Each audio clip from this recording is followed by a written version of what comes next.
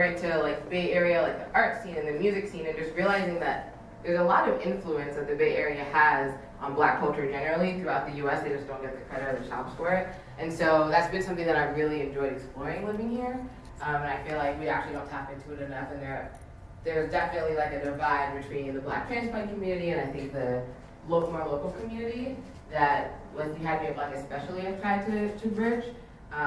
And so that's been my experience. And then I also, have the Black women in tech experience, which can be pretty isolating, but it's something I'm navigating and,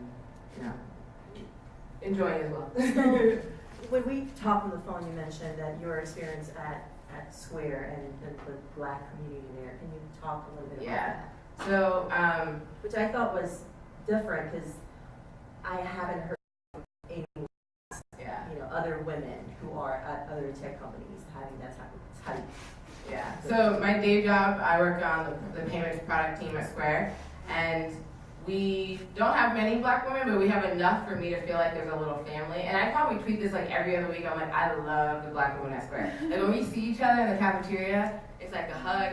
The one you like rock each other. Oh my God! And the person's looking at you in line like, what are you doing? But like, we just stop traffic and we're like, so good to see you. Oh my God, girl. It's really, I think it's really empowering, and like it just fills you up. It gives you that like boost of energy you need, to like keep going through the day and getting through the week and stuff. And so, I think Square is the third tech company I worked for in my career, and that's been very, very unique there.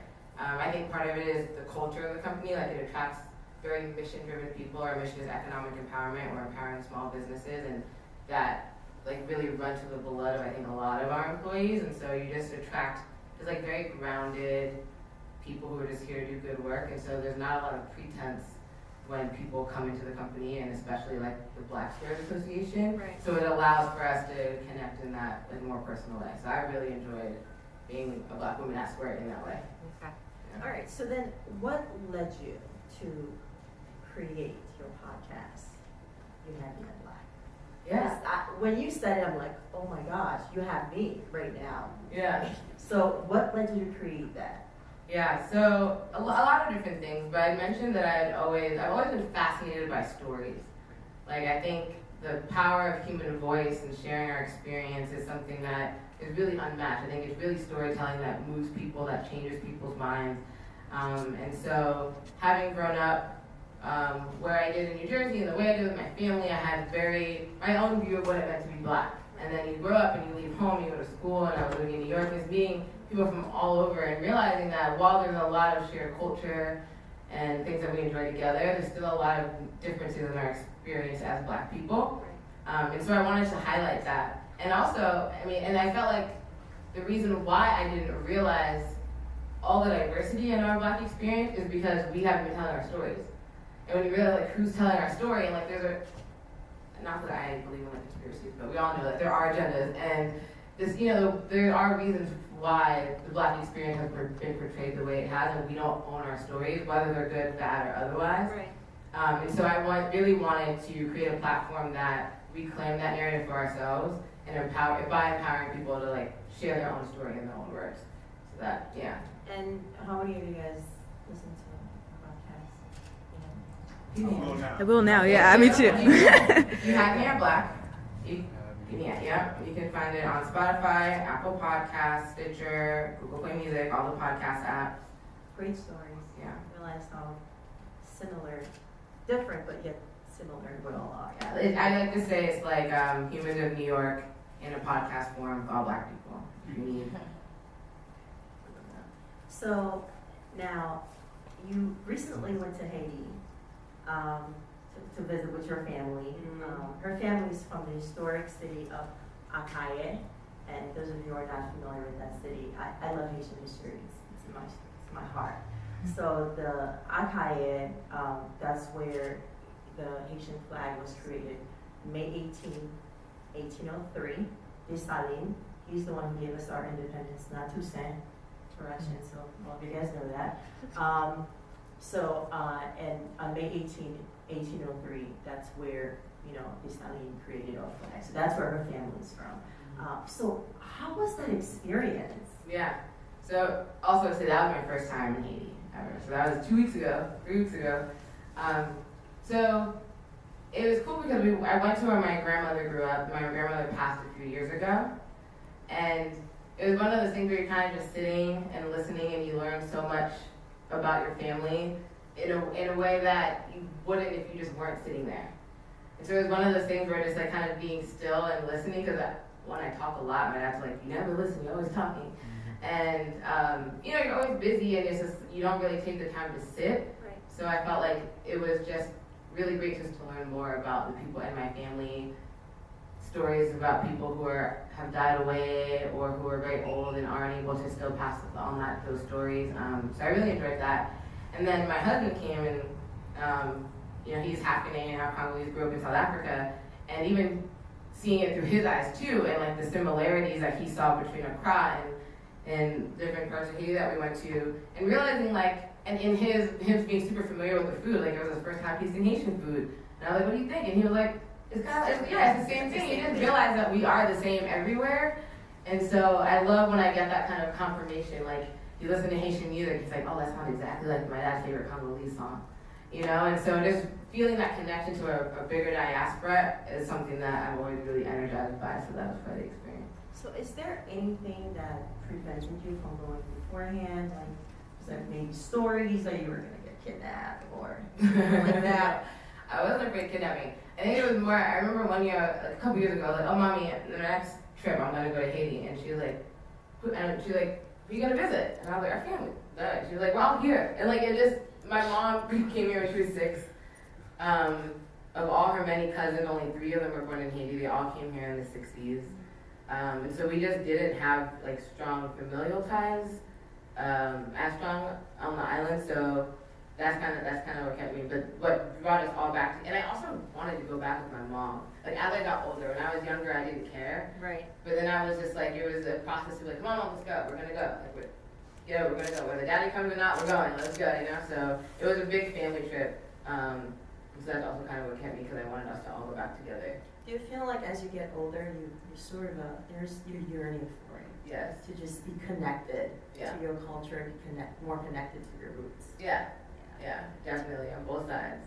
Yeah. Okay, so now that you're here, you started, you had Man Black. What is your vision for Black women, and what is your vision for Haiti?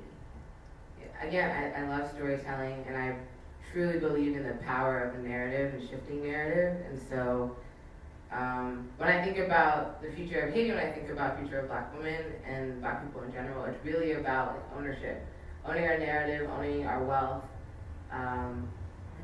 Yeah. Say it again. And so one of my favorite quotes is actually a Hopi Native American proverb, which those who tell stories rule the world. And so I truly believe that. And so that's really my vision for Black people overall, for Haitians and for Black women is, how do we kind of reclaim the stories that are told? Because Haitian history, as told in an American textbook, is very different than as told in real life, like what really happened. Yes, it is. And there's so much pride to be had in our history and our culture that so few people see and recognize. And I think that my experience growing up, I wasn't always empowered by that story, because I had to learn that story on my own. And so I think that there's a lot of power to be had in teaching people the truth and sharing true stories. And so that's really my vision is, how do we regain power or gain power of the narratives and the stories that are coming out of our communities. Right. So now, let's fast forward a little bit. It's 2025. What role are you playing in Haiti? Ooh, yeah. I haven't thought about that, but I want to go back a lot more now. And I know I've been connecting I'm in the group chat. Yes. And so I got added to the group chat. But I've been talking to a few different people about like entrepreneurial opportunities in Haiti. And so I'm interested in like how do we galvanize the startup community or support, not galvanize, but supporting the startup community. I think that's why I put like my tech hat on and thinking about like products and how do we grow sustainable products and businesses around products, and there's a lot of opportunity for that. So I'd love to have a hand in just supporting and whatever resources I can deliver, whatever knowledge I have. But that's the hand I want to play. Yeah. That's absolutely beautiful. Well, I'll open it up right now to see if anyone has any questions for Martina. Yes, sure. How long has your podcast been going on, and how do you source your guests? Thank you. It's almost like someone seeded that question, even though we didn't. I get my check afterwards, right?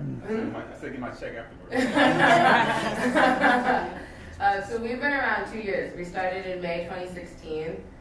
We are fully a team of volunteers that all have 9 to 5s and do this as a 5 to 9 passion project. And so that's the answer to that question. The way we've sourced our stories mostly to date has been through us going out and finding stories. So it started off like very close with friends or friends of friends, and then now we're scouring the internet and finding interesting stories, reaching out to people. But actually on Monday we're opening up for submissions in a real way for the first time. Like, we kind of have a system now where we can start to get stories from the community. And what we're really trying to push for is, I think there's a lot of stories out there right now about like Black excellence, right? And the movers and shakers and the people who have platforms and are doing things, but we're not telling the stories of the people who don't have access to that. We're not telling the stories of the people who got left behind, who are left behind, who are trying to make it out.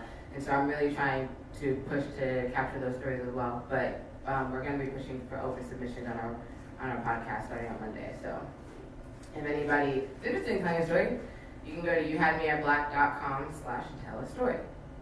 Very simple. That's a good question. Thank you. Awesome. So what is a story that's recently compelled you? I've really been thinking a lot about stories that really compelled me are stories about like Black women pregnancy and birth mortality and like women's health.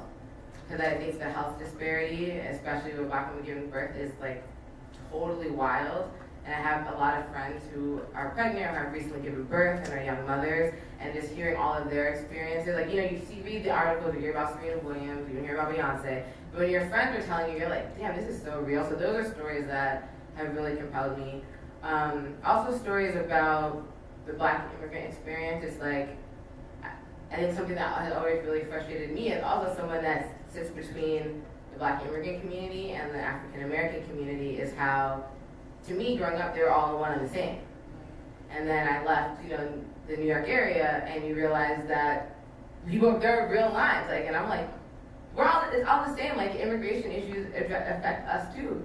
And so I think a lot of people don't realize that like Black immigrants are most likely to get detained and deported, and they don't have the support of the broader Black community in the way that other immigrant communities have. And so that's a story that I'm really interested in telling on our podcast as well. Those are probably the two biggest ones that are like top of mind for me right now. Yeah. So what is the next? I always wanted to ask you this, but I've never asked you this. Like, how do you know that somebody's not telling like a fake story on the podcast? I feel like Because we go deep. How do you vet for that? Like, I mean, because we need details. Like, Callie always jokes that when I'm on the phone with the storyteller, he's like, it's almost like they're going through therapy because I'm asking you like, what were you wearing that day? Like, I need you to make a visual, like an audio movie with your story. So I need to know what you were wearing that day. I need to know, how you were feeling, how different things in your life, how all these events affected you. And so if you can't answer those questions, then it's fake. But we haven't had anyone, to my knowledge, lie, because if they lied, they were really good. But we haven't had that issue yet. We haven't been catfished yet. But if we get catfished, I think it's an honor. I mean, somebody really wants to be on the show. So I'll take it as a compliment. and my second follow-up question is, what are some things that you wish that Bay Area residents, that people who are from here, Bay Area natives, knew that transplants always want to say to Bay Area natives? That's a good question, because Tana and I talk about this all the time. We're always like texting about, especially that issue, the tension between like some transplants and natives and stuff. So and I think I've said this to you before, I think that sometimes there's a perception that people that have moved here haven't really struggled to get here. And so I think that while, yes, there is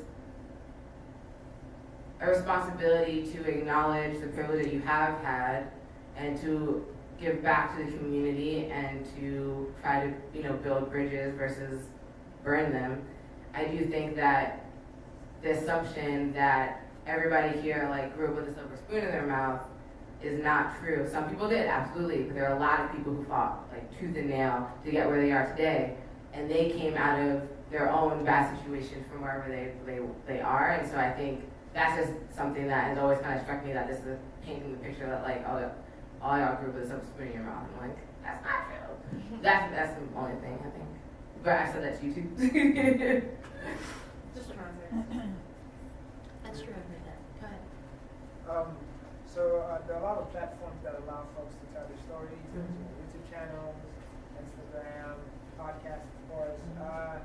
Do you feel like we've gotten to a place where all of this technology is necessary or already available for us folks to tell their stories, or are you waiting for one more platform that would create this magical experience and even make you VR.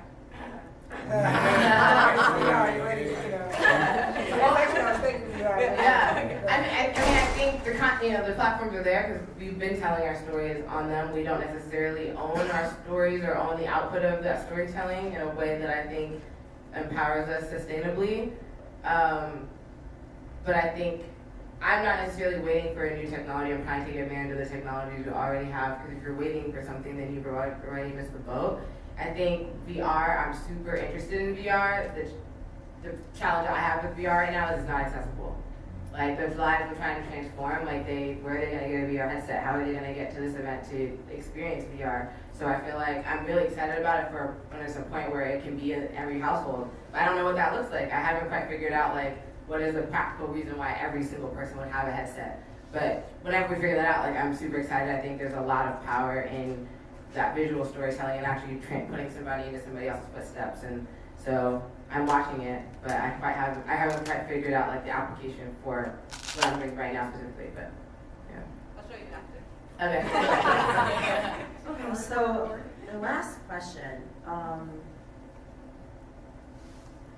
can we support you? I mean, you say go online and listen to the podcast, but what can we do to support you? Yeah, I think it's always be looking for the story that's not being told and then connect me. I'm always looking for that story that isn't being told. So that's who I really want to empower, and that's the voice I want to bring to the forefront. And so those stories exist in our families. Those stories exist in our neighborhoods, in our next door neighbors. They exist in our coworkers. And so I think it's just having an ear out, and that's really what I ask right now, especially as we're starting to open up for submissions. And so we're going to be kicking off a Patreon for donations on an ongoing basis, because running a podcast is not cheap. Hey. But thank you, yeah. Okay. Any other questions? All right. Give it up for more. Thank you.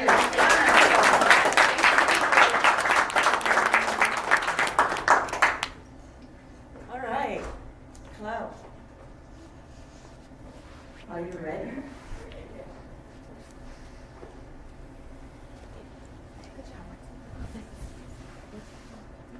So, I had each of your bios. I'm not reading it because they introduced themselves, so I'm just going, just dive right in. So, Alana, tell us a little bit about you. Hi everyone. As I said before, I'm born and raised in San Jose. My dad's Haitian, my mom's Eritrean. I've been there for about, I left San Jose when I was 26 years old. I started off working in the public sector. I went to Santa Clara University, studied political science. When I was 9 years old, my dad took me to my grandfather's funeral in Haiti. That was my first time there. And I was a really weird kid. I remember I was 8 years old before we went on the trip, and I remember telling myself like by 10, I'm gonna figure out what career I want so that I can start working now, so that way I can like be way ahead of the game as a player and like start my whole life trajectory. Like one of those people that are like, I want to be a doctor since I was a kid. Like I was trying to find that. The problem was I was very multi-passionate, so I had a lot of things that I would get obsessed about, and they would be like varied. So trying to pick the one thing that I would want to do and then focus on that had been a challenge for me that I've known since 8 years old. So when we went to Haiti, my dad took me to all these different cities. We went to Port-au-Prince first, stayed with a friend there, then traveled to Okai, Pitchenville, and we went down to where he grew up in the rural Côte d'Ivoire. It's like southwestern part tip of Haiti. Yeah. Some people yeah. Paris in the south. Yeah. That trip was very powerful for me, especially at that young age. I grew up in a working class San Jose neighborhood, which I think is middle class by most people's standards.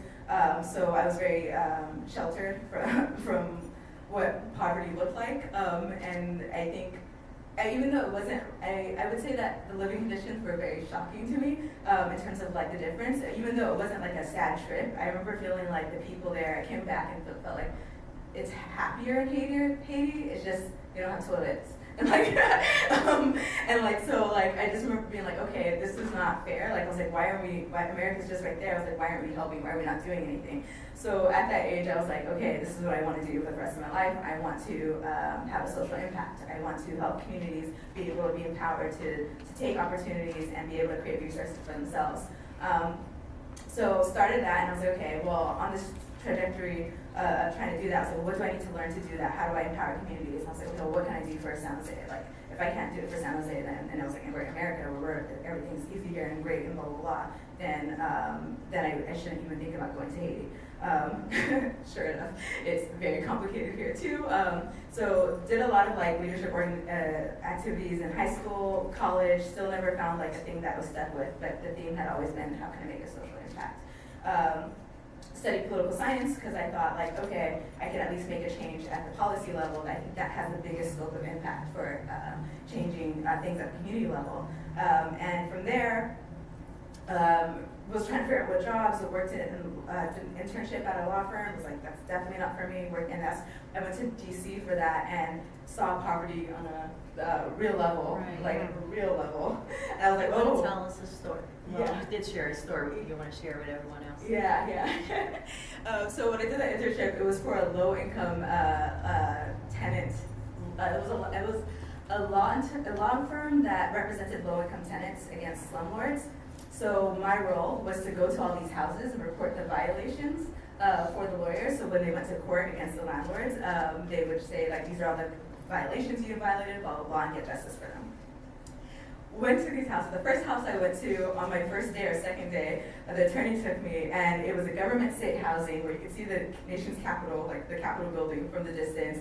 And it was the worst, like, it was unbelievably horrifying. Like, we knocked on the door, already going up to the door, it was just like dead everything, like broken windows, like it was like graffiti everywhere. We go to the door, we knock, this person with like dead eyes opens the door, looked like he was like 18 years old or something, and says, oh, the family's upstairs, no one goes downstairs. And so we went through the first floor, and you see all these furniture like piled up, huddled in the living room floor, covering holes on the floor, and the whole living room was just covered in roaches, like big roaches. And I was scared to go in the house. You open the closet and it's just a wall of roaches.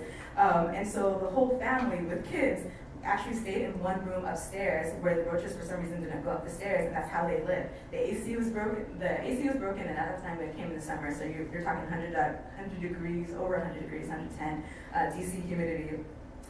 Their heater was broken, so in the winter they didn't even have that, and the winters are crazy in DC from anyone who knows who was in DC. And I just remember being like, whoa, this is worse than the houses that I see in Haiti. And I remember seeing, that was just the beginning, but every single house was just another like shock.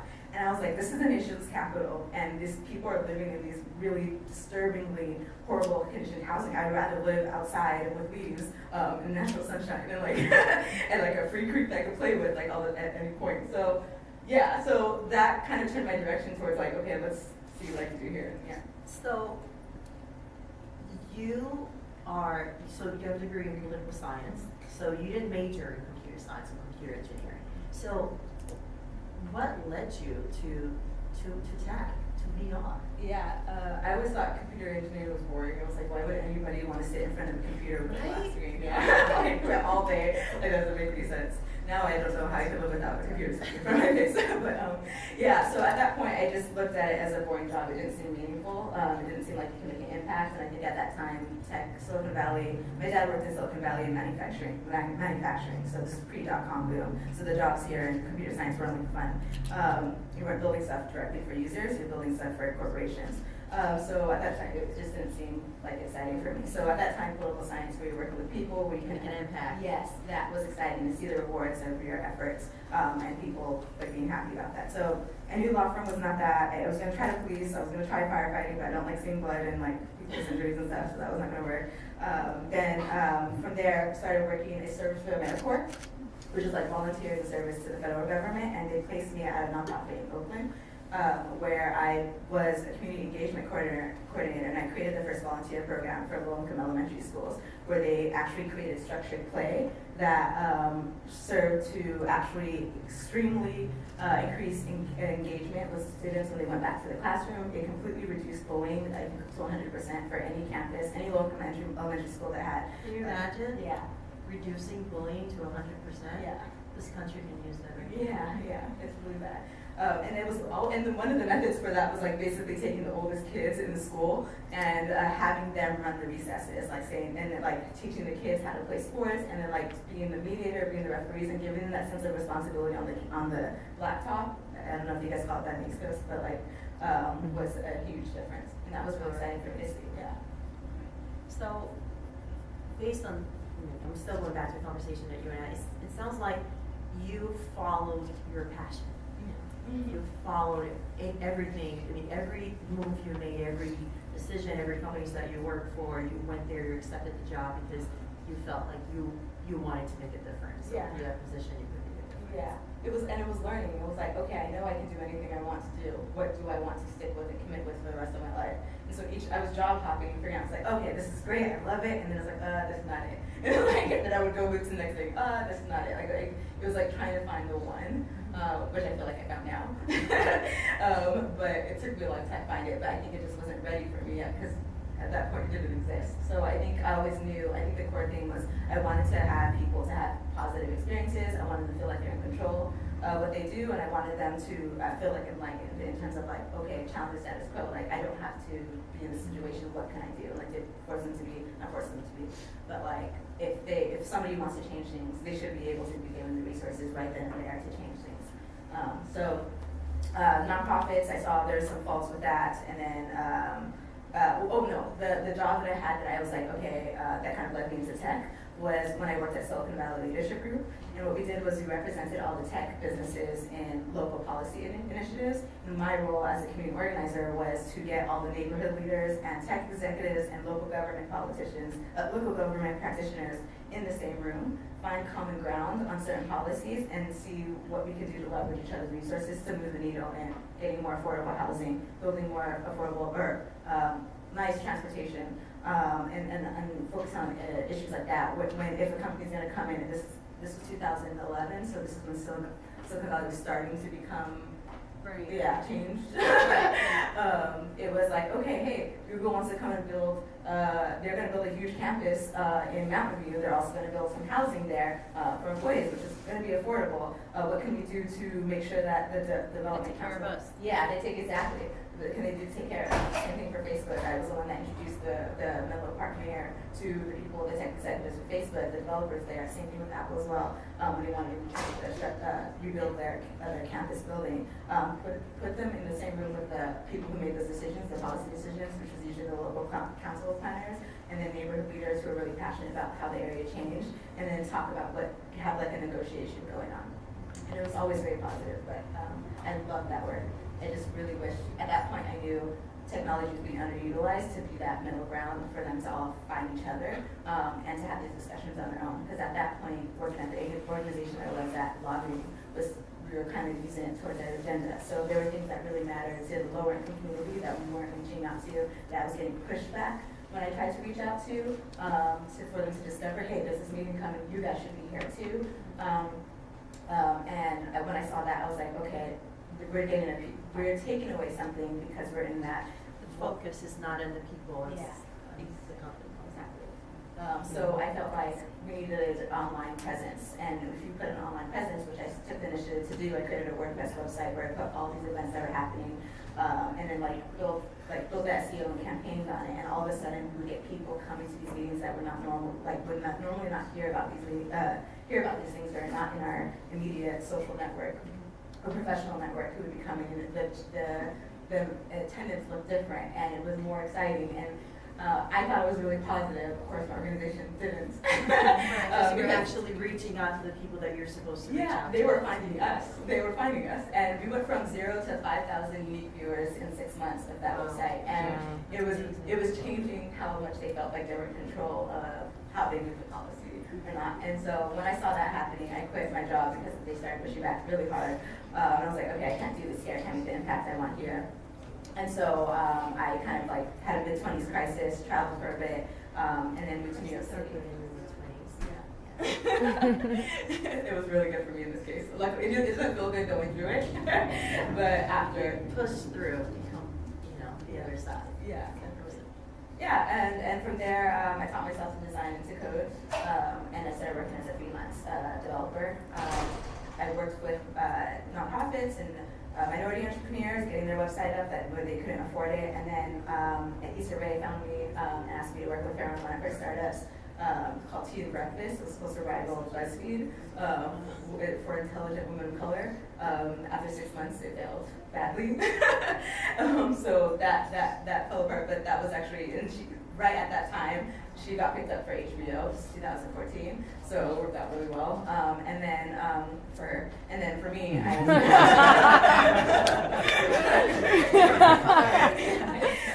that time I was living in London. I was volunteering for NGO full time, and that job that I was working with them was paying my funds to do that, financing me to do that. And I started grad school at that point in interaction design. And I was like, I just want to know what the industry standard is for making really solid websites, on a user-centered way to improve user engagement. And that was a mistake because they didn't do anything about websites. It's all about physical computing. It's like researching, coming up with a solution, and then whatever solution you find the right technology. Usually it's an emerging technology that can best deliver it, and then prototype it. And so we were supposed to C#, learn that, and then from there I started doing Hacking Connects. I made a project where I created a digital painting, and so it would reach your movement, and how your movement was when you crossed in front of it. It would change the animation of the painting. Fascinated with this whole VR world. It can be a little scary, especially when you're in an alien riding your face. But yeah. Did you experience She that? speaks from personal experience. Yeah. So I think it's just fascinating. But since you have the power to play God, you do. Seriously. If you could create an ideal world,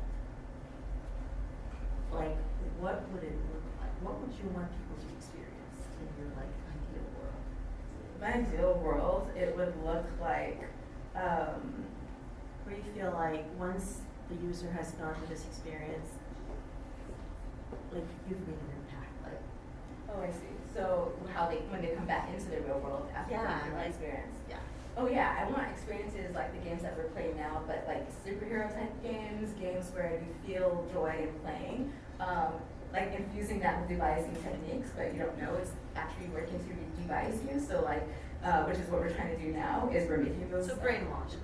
Not brainwash. we're already brainwashed right now. We're exposed to media. Yeah, we're in fact fixing what we're being programmed. Because right now we were programmed to see. I'm addicted to superheroes. I love superhero everything. But all the movies are all white male, and everyone else supports them and sacrifices themselves. And so the thought leader, the decision maker, the boss is a white male. And that's annoying to me. It's okay, you finally got a diversity piece right, but then always censored, Star Trek, amazing movie, white male lead. But now it's great. The new Star Trek this year is legit. And that's the kind of world I want to see. I want to see a world where everyone no matter what you look like, can be a leader, can be the decision maker, can be the hero, and there's no sense of like, oh, I'm a woman, I shouldn't be interested in this and that. Yeah, well, you need the man to come and free you, or yeah, exactly. Like to feel like, you know, whatever literally is in my heart to do, I can do it. It's just what do I need to do it.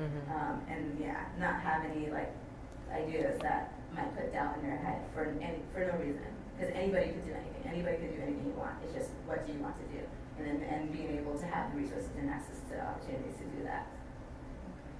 All right, so what is your vision? Because I think VR is very powerful. We talk about, you know, organizations using it to do HR training.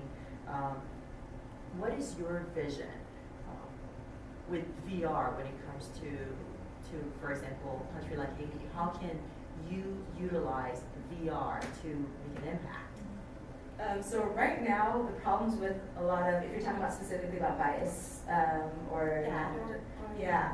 so it starts with what are the problems? What are the things that, the pain points that people are having? So using research to tell you what the problem is to drive you to a solution. If you look at things on the surface, you're going to be biased in yourself, and you have a certain way you think things we should prioritize or things we should value from an American standpoint can be very problematic because Haitians have a different culture, there's different things that they value, so what is it that they value and how can we propel them or empower them to, and how can we get them to be able to have what they need to be able to get there themselves and drive that however they want to. I think with VR, all it is a way for you to experience things that are different from you, that challenge your perception, that keeps you kind of being able to remove your own mental barriers